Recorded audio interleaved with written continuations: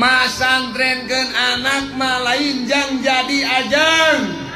lain jang jadi us, lain. Masantrenkeun anak mah wajib jadi ajengan jeung teu nama kumaha Gusti Allah eta mah urusan Allah, padahal ti Gusti Allah minimal lamun anak dikenalkeun kana agama, minimal lamun anak dipasantrenkeun, minimal mun anak urang teu dijauhkeun ti ulama, ketika ibu bapa salare sakaratul maut karasa panikmatna masantrenkeun anak teh waktu harita. Nah, sakarat teh nyeri. Kumaha nyerina sakarat? Cek ulama lir ibarat cucuk anu rangos-gos anu dikulub heula dina neraka dina sono nepikakeun eta beusi anu cucukna tadi teh ya. Beusi eta teh warnana gapura ai beureum panas tuluy eta beusi dikecoskeun kana dampal sampean urang diasupkeun kana tulang jeung balung diderak-dekeun saeutik-saeutik ku malaikat loba jelema buktina tingalikeun sakarat aya nu molotot aya nu cangangap komo anu bang emuk mah jeung bungana samingu sakaratna we tingali ku salarea jeung bungana satong eling sa nyeri karek ngabayangkeun oge urang geus nyeri sakarat teh.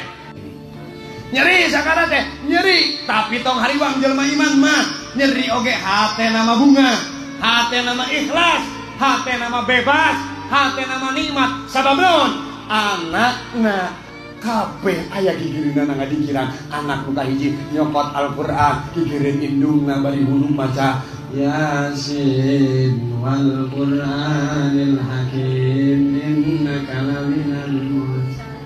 Anak nu kadua nu lalaki sarua daya agama hanya akan jadi indungna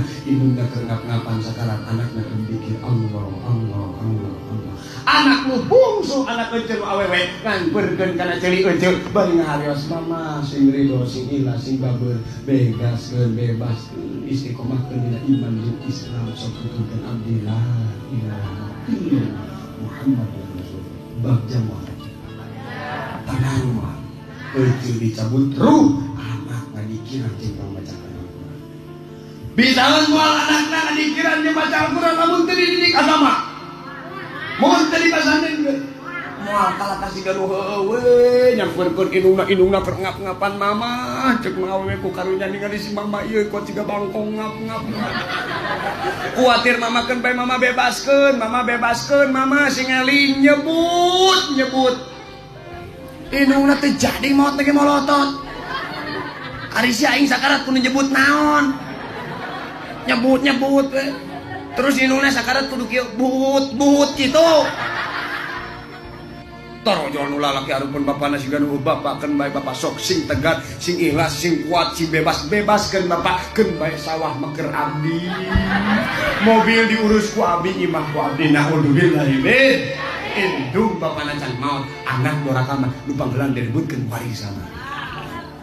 ngamanian teu bisaeun ngamanian indungna bapana indungna ngagulir we geus digembrong galeur ini urang naon euy kudu kumaha manian ari maneh kos batur aing kan teu bisa beureung ngamanian teh cek ustad ge kudu apal sapina kudu apal takrib aing teu ngaji aing teu ngarti lieur-lieur tingkeun ngamanian geus nu maneh kerebekeun kana bakdae da ieu ceun ge maot dikerebekeun kana bak nya embung urang teh eungap budang deui kos nu kuat ti keungna cai sia naudzubillah ini